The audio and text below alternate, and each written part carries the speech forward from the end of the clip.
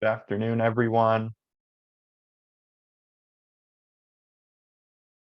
Welcome, welcome.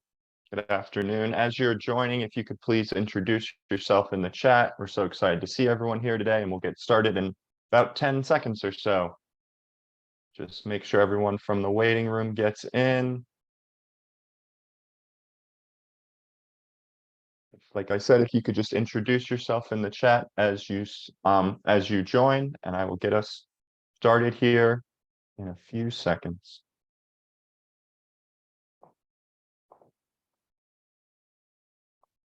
Okay, I'm going to get us started here. Good afternoon and welcome everybody to our July Food System Advocacy Community Call. We're so excited to see everyone here this month. We know July can be a busy month for very many reasons for different people, so we're so happy to see so many folks in our call here today and excited for our conversation. I just wanted to share a few quick updates from the Food Council before we get started. First, I want to just highlight a few events that are coming up, both Food Council related and through our partners as well. Coming up this Friday, actually, Montgomery Parks will be hosting its Foodie Friday event, which they've been hosting once a month throughout the summer at Josiah Henson Memorial Park. Michelle is dropping the link in the bio for more information. Those events have, like I said, have been going on throughout the summer, and the next one will be taking place this Friday. The next event I want to highlight is an event that we will be hosting. Michelle and I will be hosting on August 9th. We're calling it a a Montgomery County Food Council info session. It is going to take place during lunch, and it's meant to be kind of an informal conversation space to learn a little bit about two major things that are going on here at the Food Council. One being our policy priority process, which is in the process of cycling into our next 2 years. So we're determining what those will be. And the other is our currently open Food Council member and Board of Directors application, which is also now open. So we will be talking more about both of those events during that info session if people are interested in joining. And then also in the chat is the application itself to our Food Council membership and Board of Directors membership.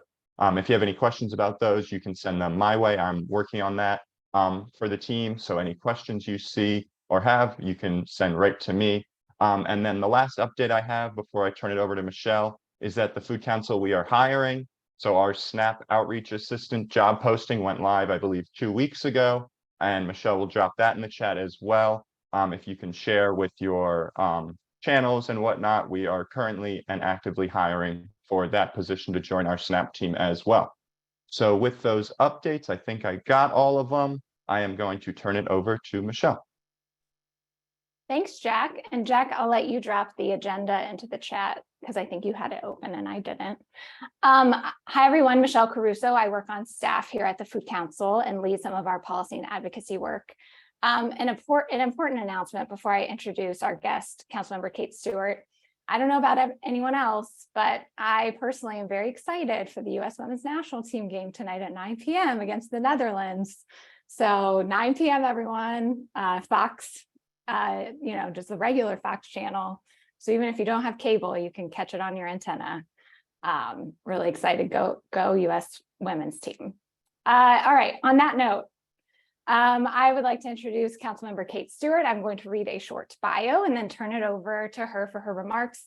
Afterward, there'll be time for Q&A, and we're just thrilled to have Councilmember Stewart join us. We're excited to learn more about her work on the council, as well as her interest in food systems work and how we can get engaged with her office and at the council and county level in general. So a resident of Montgomery County for nearly 30 years, Tacoma Park voters elected Kate Stewart mayor in 2015 after she won a special election to the Tacoma Park City Council the previous year. During her tenure in Tacoma Park, she led efforts to manage issues ranging from the COVID-19 crisis to local climate change mitigation to major and systemic underlying economic inequalities and racial injustices. Kate won election to Montgomery County's new Council District 4 in 2022, representing Tacoma Park, Silver Spring, Montgomery Hills, Kensington, Garrett Park, parts of Chevy Chase, and North Bethesda. Within County Council, she serves as chair of the Government Operations and Fiscal Policy Committee and also serves on the Transportation and Environment Committee. Kate is also the incoming 2023 chair of the board of the Metropolitan Washington Council of Governments. So thank you so much, Kate. We're really thrilled to have you here. Great. Thank you, Michelle and Jack. I'm really glad to be here and glad to see so many familiar faces. I had a feeling that would be the case. So I'm just going to talk for a little bit, but really I would love to be able to spend this time, hearing from all of you and thinking about how we can move the council and our county forward on these issues. So since I don't know everybody, I thought I would give a little bit background on myself, the work I'm doing on the council. As Michelle said, I'm the District 4 representative. I am chairing government operations and fiscal policy. And lots of times that's not a committee that lots of folks know a great deal about in our county government. It's different than our health and human services, our housing, or environment and transportation I also serve on. But the GO committee is very important. And I'll talk a little bit about that. It does really look at our financial systems and our financing in the county, and most of our internal functions go through the GO committee. And so the county's racial equity work, for example, the GO committee is the one that oversees that, and a number of other things. So I'm looking at, and I've already started to do this in the last 7 months since we've been in office, how we can make the GO committee more visible to residents, because I think it has an incredibly important function. And then also look at how on the GO committee, we can be advancing some of our other work that we need to get done in the county. And then I do have the honor of serving also on the Transportation and Environment Committee with Council President Evan Glass and Councilmember Marilyn Balcom. And as Michelle said, I am the current chair of the Metropolitan Washington Council of Governments Board. And that is an organization that brings together 24 jurisdictions in the DMV area, elected officials to work on problems that face our region, which are very similar to the problems we face in Montgomery County: climate change, transportation, housing issues, racial equity. I also, before I became chair, I had to step down as I took over as chair, but I was on also the Farm Policy Committee that COG just got kind of up and running in the last few years. And I'm super excited that we now have a regional Farm Policy Committee and the work that they're doing. And I'm hoping when I am no longer board chair, I get appointed back to that committee. So that's one of my goals. I thought, looking at the agenda, I thought I was going to talk a little bit about the budget that we just wrapped up in the county, and then some of the things we want to be working on. And I know you all know a lot of this stuff. You live it, you breathe it, you are on the front lines. So you know what a challenging budget was this year. And I think in particular, we say that a lot, it's a challenging budget, but I think one of the things that we faced this year was as we're moving into this phase where we're no longer receiving the ARPA dollars that we were getting before for many of our programs, is figuring out, because the need hasn't gone away, as all of you know, and how do we continue to fund some of those programs that need to be continued with our ongoing operating dollars.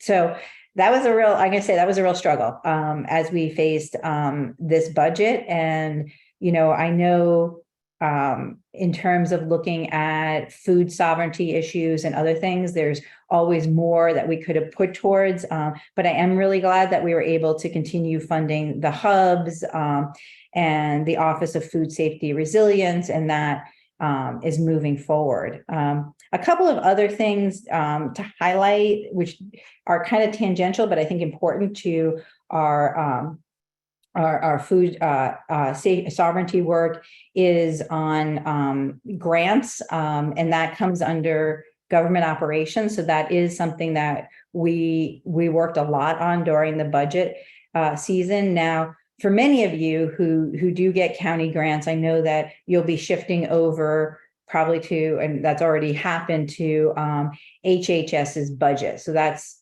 one of the things that is taking place, is that we're grants. What's happening from the county exec side is that organizations that we work to that work on specific issues are going into department budgets. And so that's happening. And I know, happy to work with folks if that's not a smooth transition. But the other portion of some of the grants are folks who didn't fit into a specific budget. And so that's the group of folks that I'm going to say I was particularly concerned about how we're transitioning them over the next couple of years. And one of the things that we did on government operations was extend the amount of time that those groups got bridge funding and change when they had to apply. So the new Office of Grants Management, and under the plan that was sent to us, the bridge funding was basically going to end this summer, and applications were going to be due. And then you would find out, like in July, whether or not you were going to be re-upped. And we thought that was an awful time to tell people, quite frankly, having worked in a nonprofit, like to hear that you're not getting continued for the next year in July is really hard. And because so many of our programs, even if they're not working in our schools, are working kind of on a school schedule, where a lot of programs start up in late August or September and then kind of follow the school schedule. We thought, like, having to scramble on whether or not you were actually going to be able to put your program into place for the fall and just finding out in the summer wasn't ideal. So even though it was a really tough budget, one of the things that we were able to do was extend funding for all those grantees until the end of December.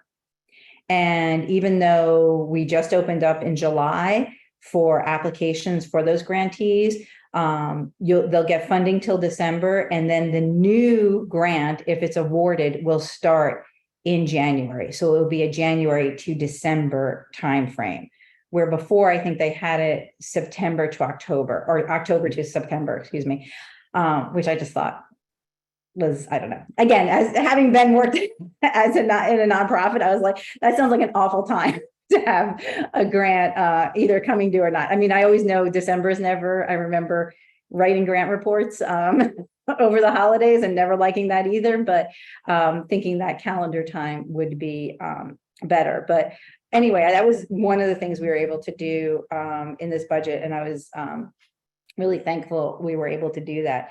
The other thing that, again, may not touch particularly on some of the food related issues, but is related, is the work we did on the recordation tax. And so the recordation tax is the one-time tax people pay when they buy or sell their home. And there's many things you have to pay when you buy or sell your home and do things. And this is one of the things. It's a one-time tax.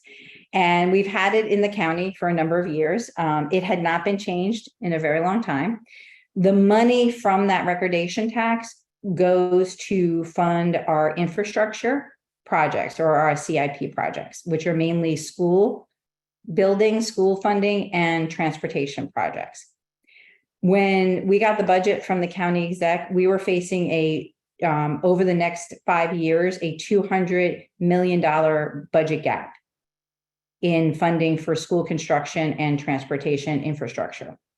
So what that meant when we got the budget is that if we didn't do something, either pull money from our operating budget or figure out how to get more money from the recordation tax, that we were going to have to delay projects.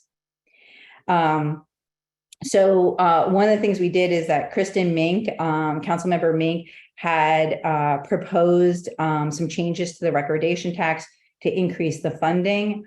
When I took a look at it, our office made some amendments to that so that it was more progressive. So it wasn't hitting anybody who was purchasing a home that was at $600,000 or less. Because even though home prices are going up in our county, you can still either purchase a condo, townhouse, or a detached home.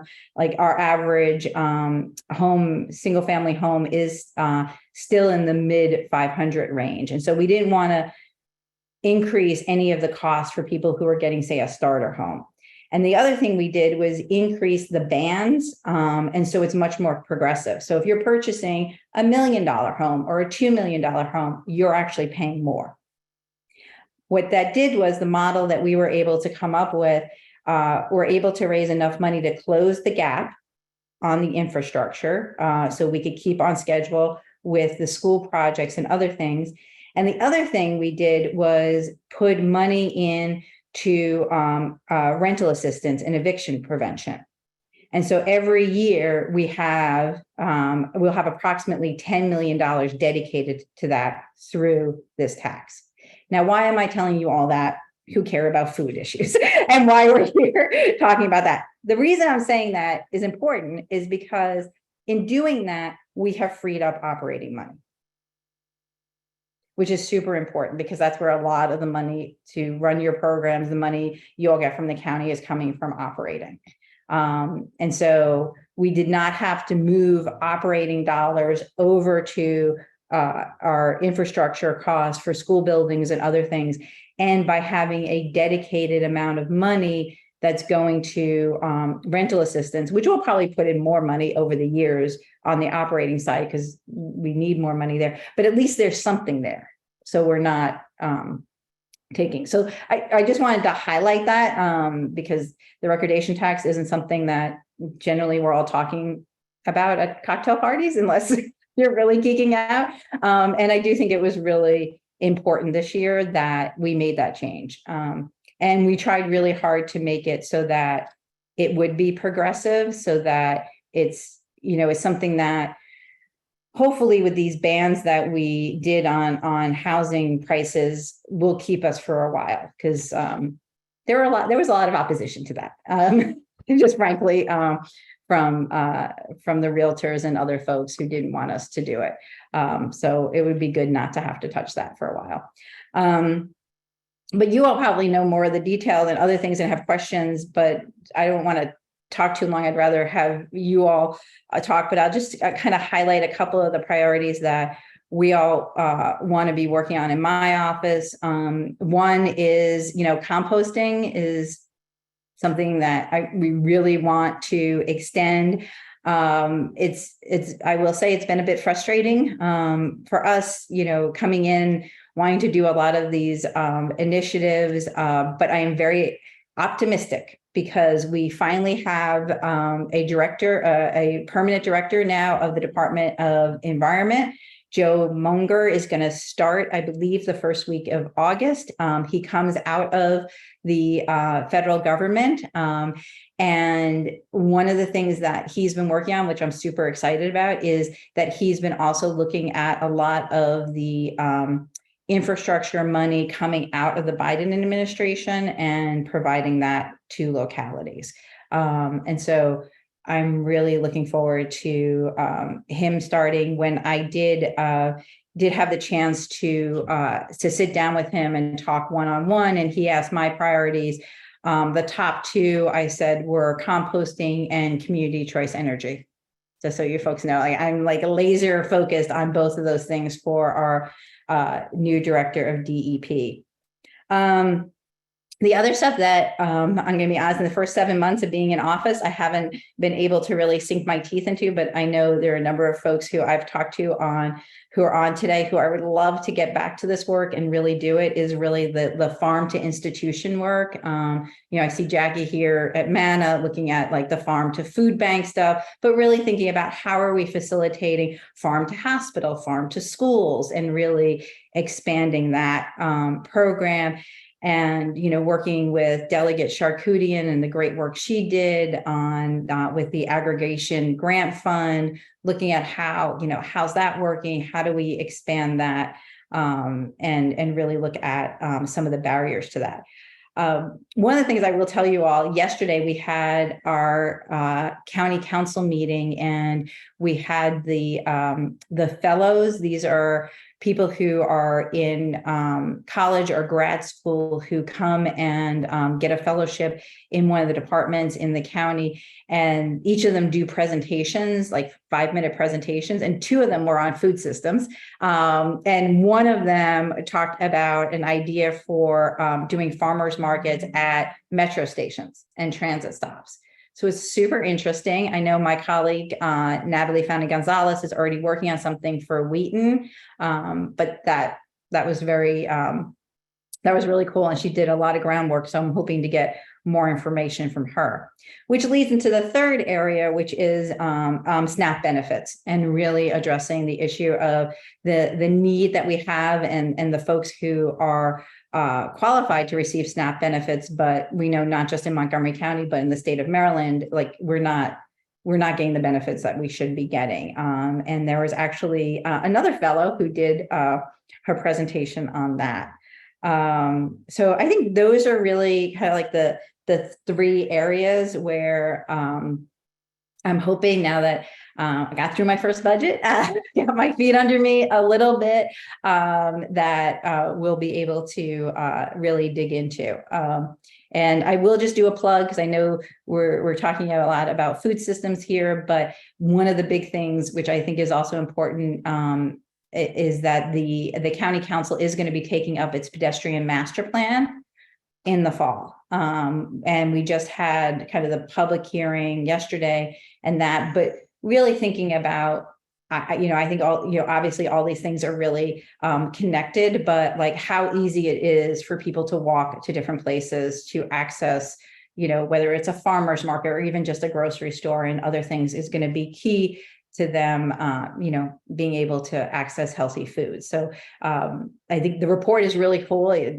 It shows a lot of really details in our communities. And so hope folks can get involved and give feedback on that. So I'll stop talking now, Michelle, so that we can kind of open it up. No, thank you so much. I thought that was incredibly helpful. I will plug that we are going to be hiring some interns, so feel free to loop us in with those fellows that have been interested in this work, and we're happy to connect with folks that are doing food systems work and just share more about that. So I will lead our Q&A process, and so if folks have questions, feel free to raise your hand. Use the Zoom raise hand function. If you raise a physical hand, I might also see you. I'll do my best. Or you're welcome to put your question in the chat. So I will pause to see who wants to go first.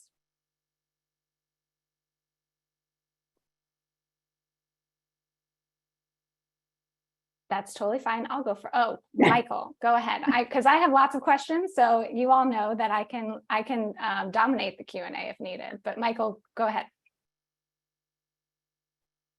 Thank you. That was, it took me a while to find the hand. I'm sorry. Thank you for your time, Council Member Stewart. I happen to be a resident of District 4. My question is about the BRT project. So as you just noted with the pedestrian master plan, that transportation issues definitely are important to food security. And I was wondering if you could comment on if you feel the BRT project could integrate the planning of these pedestrian safety issues better than what is happening right now. For example, the one that is currently operational on Colesville Road, yeah. US 29. Some of the sidewalks there are not the best, and in that White Oak area, you have Rainbow Development Community Center, yeah, and Mana. So,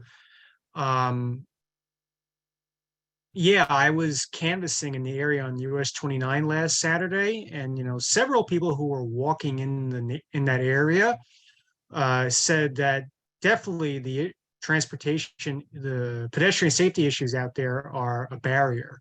So yeah. I was wondering what can be done to.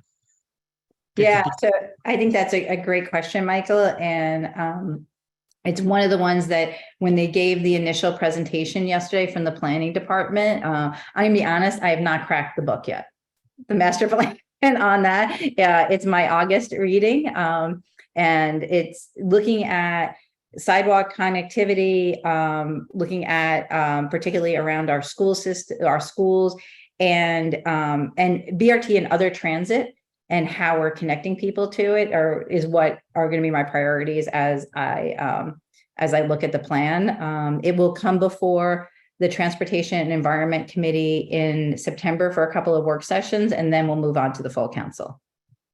So Gotcha. absolutely, yeah, we need to, because I think that's part of the issue too, is like, even if we have BRT, bus rapid transit, you know, the purple line and other things, if people can't safely walk there, they're not going to use it. Yeah.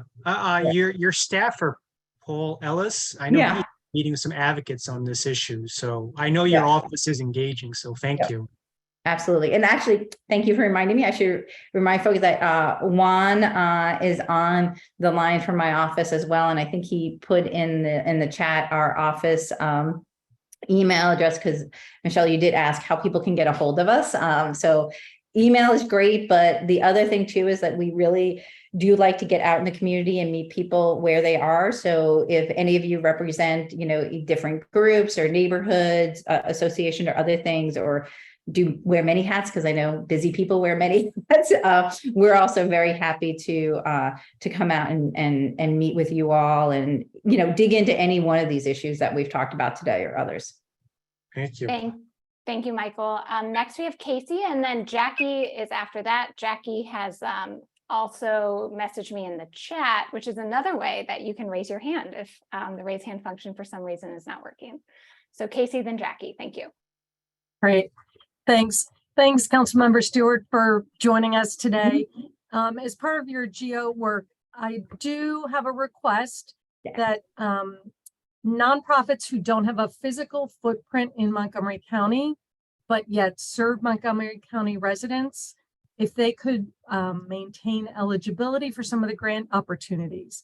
Raphael's office is doing an incredible amount of work with new grant opportunities. Some of those grant opportunities are not open to groups like us.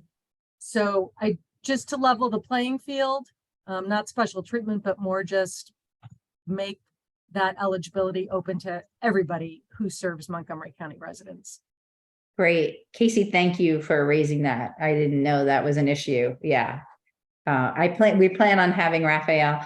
Yeah, we did. Yeah, the budget was a little rough for Raphael. I know, because it was the first time he was coming before the GO committee, and I promised he could come back, and it'd be a little easier next time. So he's going to come back in the fall, but I'll reach out to him before that. Yeah, I appreciate that. Thank you so much.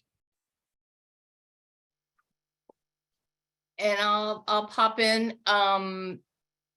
Kate, thank you very much for what you and Juan and others have accomplished in the past 7 months. So appreciate hearing your priorities. Like many groups on this call, MANA certainly you know, synergizes with all three of those. So look forward to working with you on that.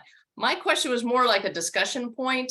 You mentioned the recordation tax and how that helps with rental assistance and eviction. I was wondering if, and recognizing it was a bit of a struggle to get there, but if you could help us as a community understand if what parts you think are relevant to the rental cap, you know, as a basic understanding as a resident and as an advocate, I imagine, hey, this is a good thing for our populations. If people are food insecure, then they're being strained on their budgets too, for housing. But is there anything that we should be thinking of in monitoring it to make sure that the regulations are right? Or right, I know that's a broad term, but can you help us think about that as we look at the intersection of food security and housing costs?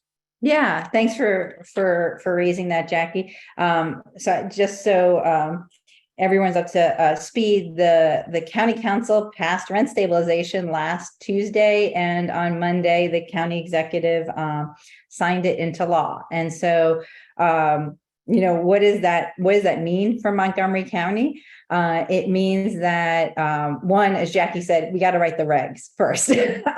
But what it also means is that for the first time in our county's history, we have permanent rent stabilization. So we have rents will not be able to be increased above what is inflation, CPIU is the inflation rate we're using, plus 3% with a cap of 6. So basically that means year to year, you can only raise rents once in Montgomery County, and you need to give 90 days notice. But a landlord will only be able to raise rents up to 6% year to year, which is huge for our county. And, you know, there was a lot of compromise and back and forth on this on the council. Some people wanted it lower, some people wanted that rate higher, and we landed where we did with a 7-4 vote. There's a lot of details, though, in how that's going to be rolled out and what is that actually going to mean.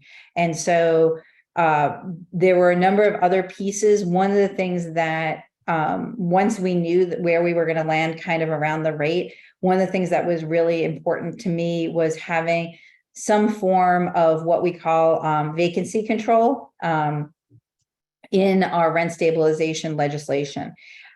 Because in Montgomery County, we do not have what's called just cause eviction.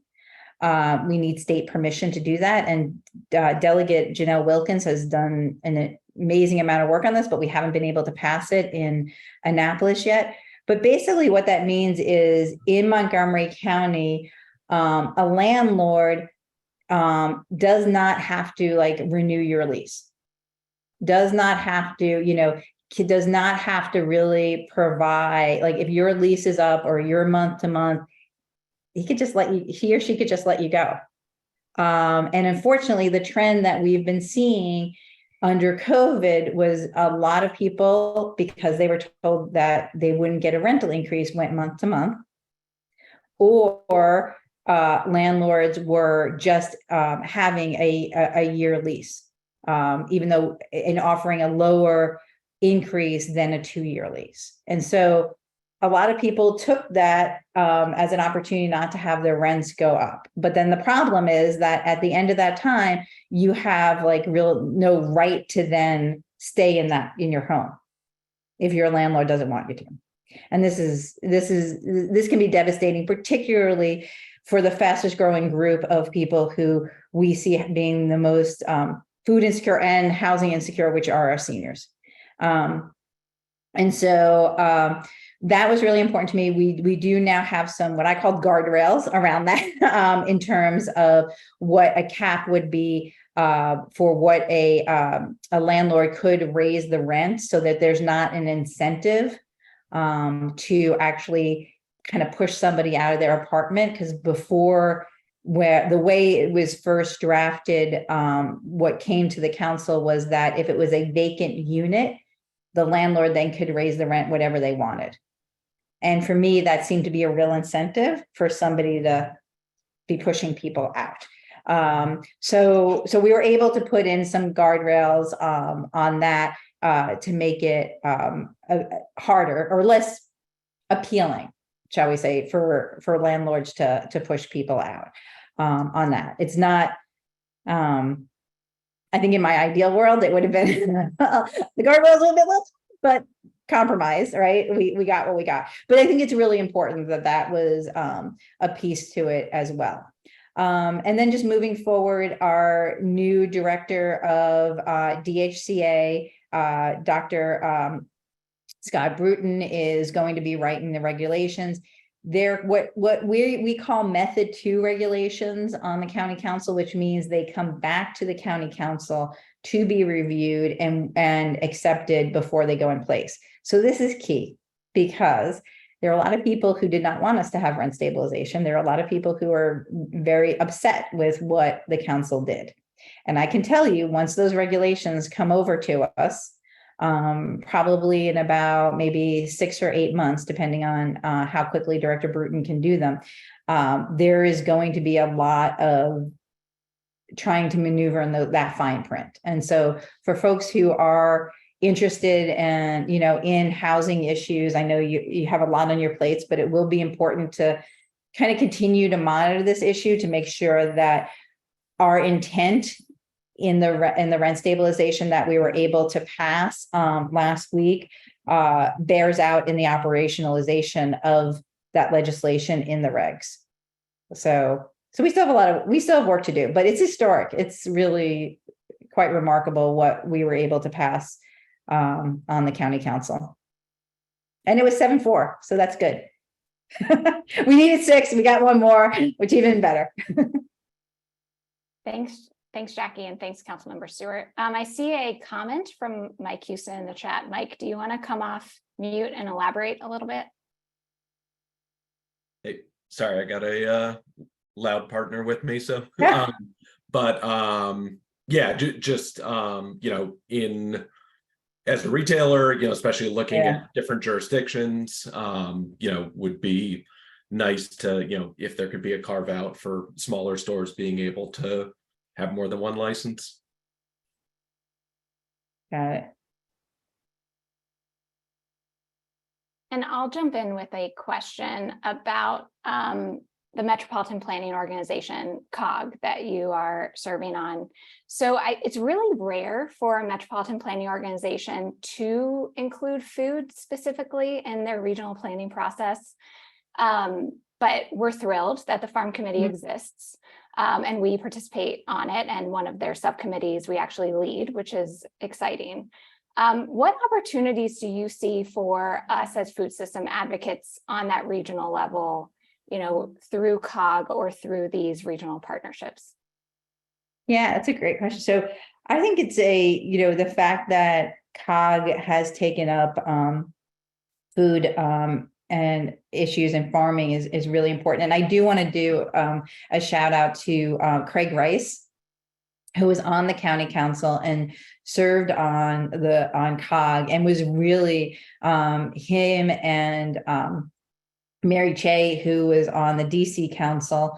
They're the ones who really push for this. And Craig was a huge champion of this. And without Craig's work, we wouldn't have a farm policy on COG right now. So I just wanted to do that shout out to him. I think there's at the moment a lot of sharing of information. And I think last year when we had a tour of the ag reserve with the farm policy, everybody's like, what? I mean, literally it blew their minds. They were had no clue that we had an ag reserve here or what else. And then they got so jealous. Virginia got so jealous that they did I missed it because we were doing budget, the tour in Loudoun County of the farms, but we're like, no, we actually have an ag reserve. So I think one is even in this first year, 2 years of its formation is even just regional sharing that information on what do we have in our region? What are the resources that we have here, and how each of the different jurisdictions have approached these issues, I think is really important. And then I think what I'm hoping to get from the chairs of that committee are things that then can bump up to the board for us either to take positions on or to really push and move forward. So, I've talked to, we just had our leadership retreat and have talked to the board chairs, particularly about the SNAP benefits and issues about how hard it is to apply for SNAP benefits, other things. That was something actually, was it just last year? Sorry, I've lost all sense of time. When the White House did the gathering and the COG letter that we were able to at that point actually send in a letter to that on regional leaders and specifically called out the issues with SNAP in that. So I think it's finding those policy areas where we can have a much more powerful voice because we are a regional organization and have those connections. And so I'm looking forward to hearing more from the Food Policy Committee on, what else we can kind of throw our weight behind on COG and really advocate for. Great, thank you. I see Philip has his hand raised. my, sorry, recalcitrant mic button. Mhm. Thank you, Kate Stewart, for being with us today. And I know you're strongly interested in this food area. As many folks here know, we probably grow less than 3% of the food we put on our table every day, yet we are an agriculture region. We have 93,000 acres in the ag reserve, but only about 650 of those are growing table crops. We're growing in the number of organic farmers and making connections to support them to some of the neediest in our community. And we need to continue to support and invest in the funding that makes that happen. But I think we also need to keep an eye out for opportunities for helping people realize that we need to pay the premium to support the development of the infrastructure, the refrigerators, the aggregation centers, et cetera, and we've had meetings with Heather Bruskin and a number of other key stakeholders in the county, and we're looking forward to helping her advance policies and legislation for the council. I'm just curious if you have any initial thoughts on the priorities in those areas.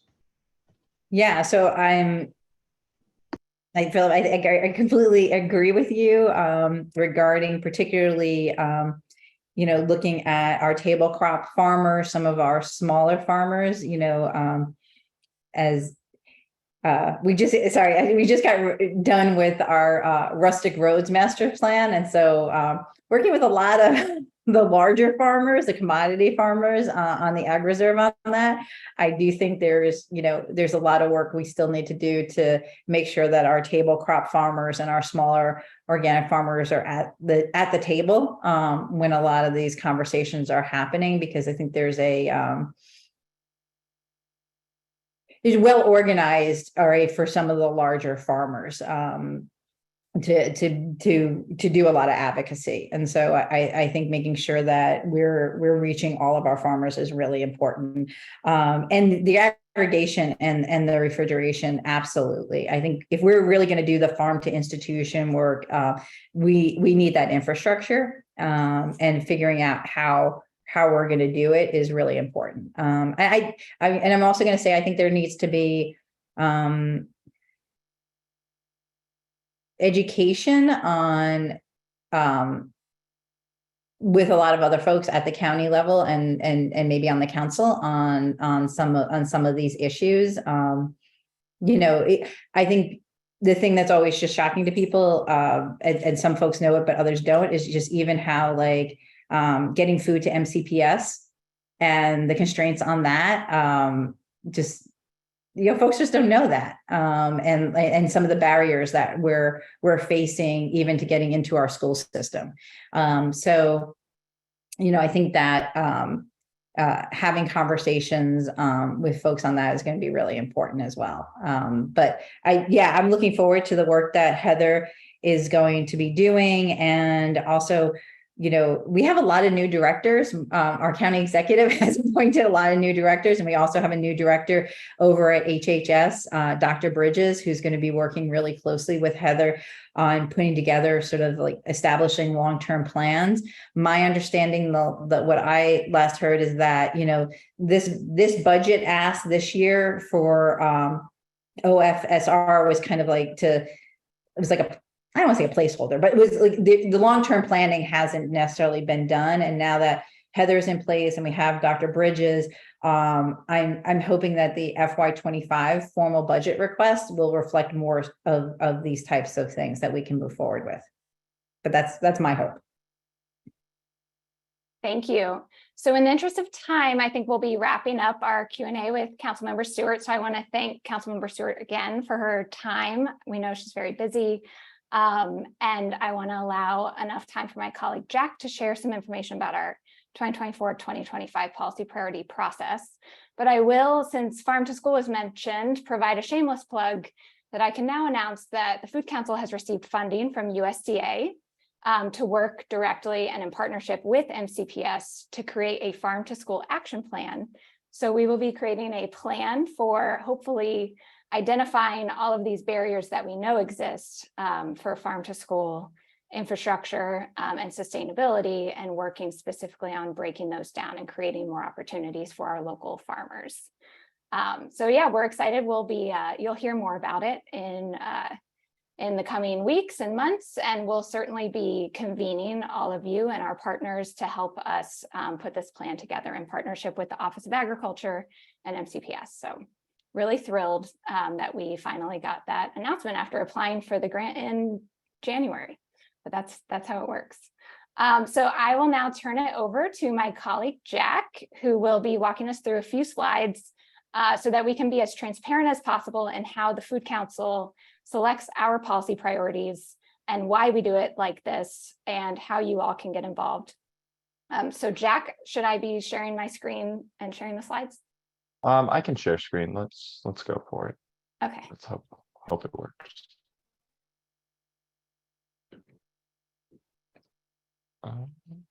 So can you see it?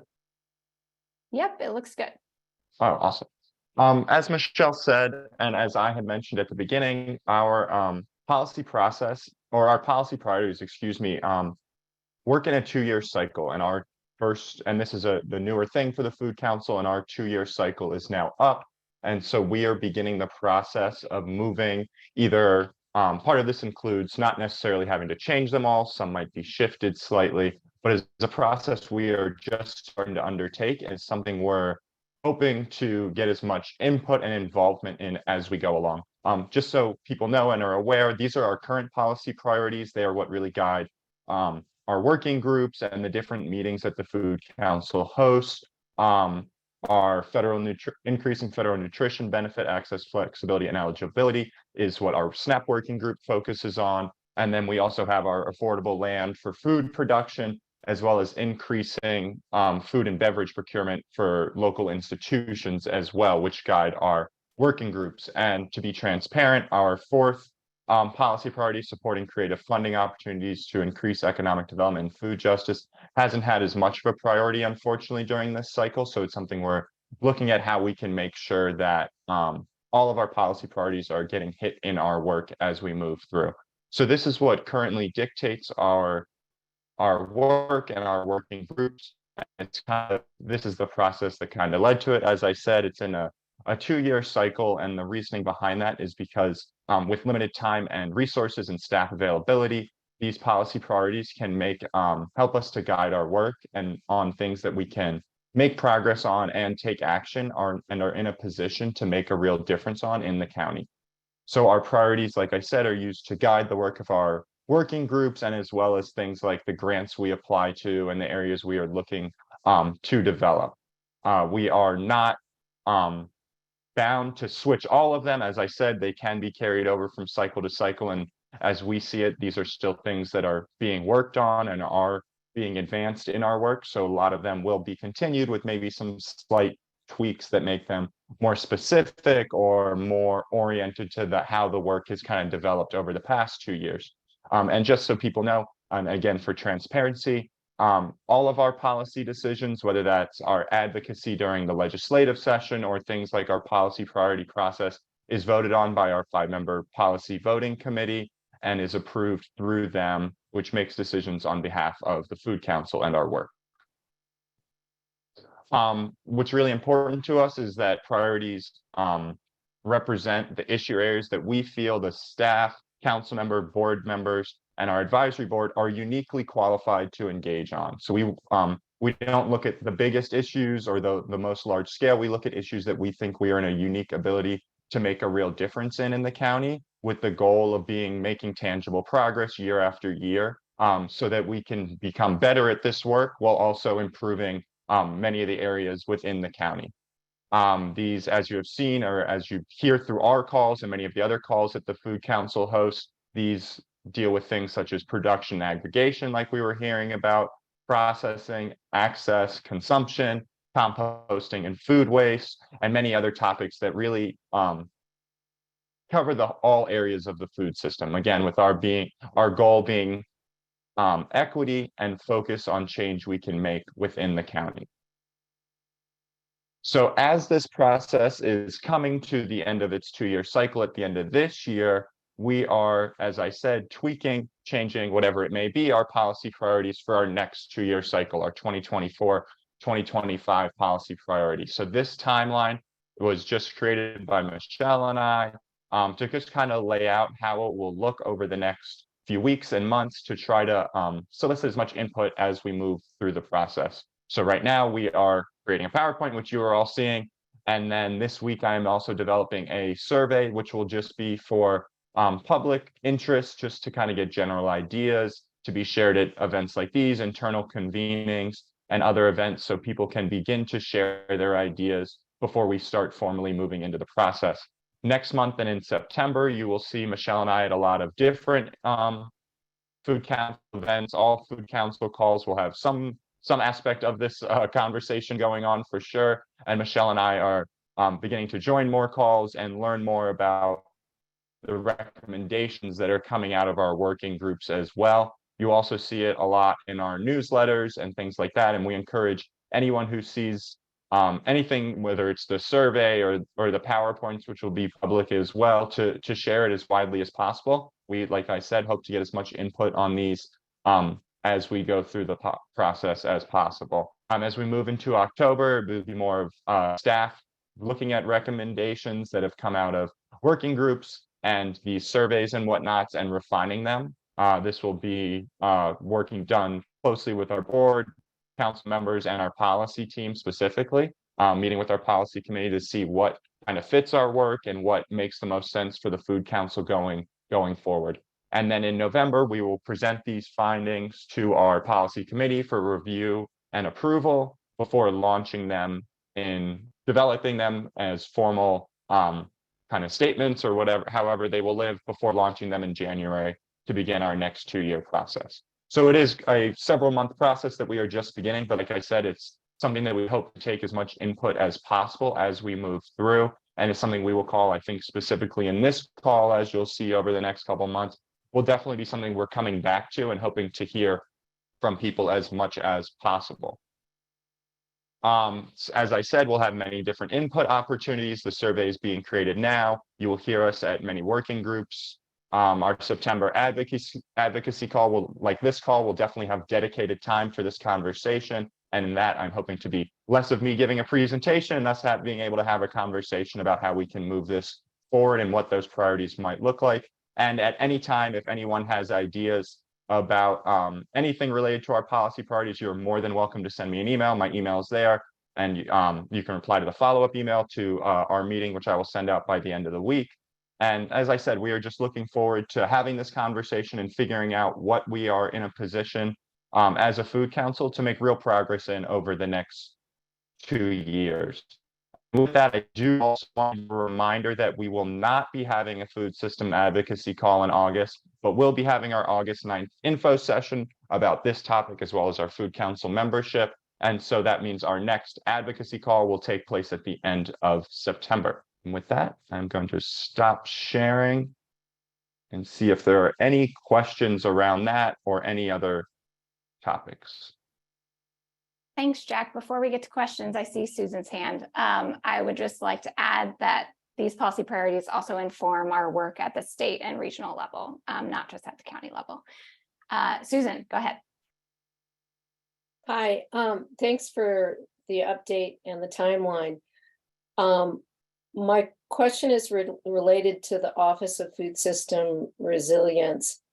What are the differences between what the Food Council is focusing on and what the office is focusing on? How are those sort of work plans, how do they differ, and how are they similar, and how do they support each other? Just so I can get a better idea of what, the purpose of the different entities are. Well, Heather's not here on the call I don't think, to share her perspective. So I will give my informal perspective that's still, since the office is new and the Food Council is still currently without an executive director. So all of this is sort of in an interim period, I think. But in the short term, I feel like the Office of Food System Resilience is really coordinating the county government within government around food system issues. And the Food Council is focused on community-based engagement and coordinating food system activists as well as advocates around issue areas like Jack mentioned that we feel we can really advance and, you know, present to county council or our state elected officials for action and progress related to the food system issues that we all care about. So we are not within county government. We're a separate nonprofit organization, and, you know, but we see ourselves as a partner in some ways. Like I mentioned, that funding from USDA, you know, it was easier for us to apply for that funding as a nonprofit and get a letter of commitment from MCPS than it would have been for MCPS to apply for that funding themselves, because we have a lot more flexibility as a nonprofit to, for example, hire a contractor to help write that plan. So I think there's a role to play for government as well as nonprofits, you know, across all of these different areas of work. So I'm sorry that we don't have a formal work plan of, you know, differentiating the Food Council versus the Office of Food System Resilience, but perhaps when everyone is in place, you know, we can work on that more formally. And I just want to plug, if anyone has any additional questions, or if anyone has any announcements for this group, we welcome that now as well.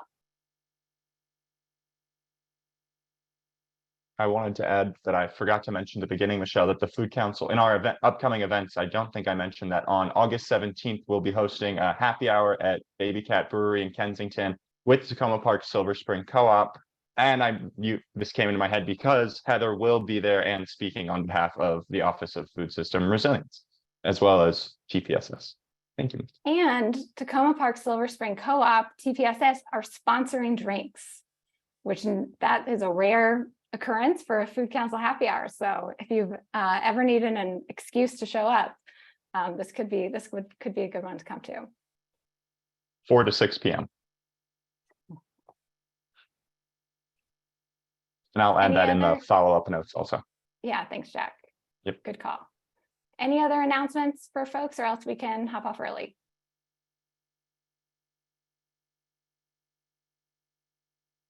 Okay, well, thank you all for joining us today. We really appreciate it. And we will see you all in September, if not in various other working group meetings and convenings between now and then. So we really appreciate everyone being here. Thank you, everyone.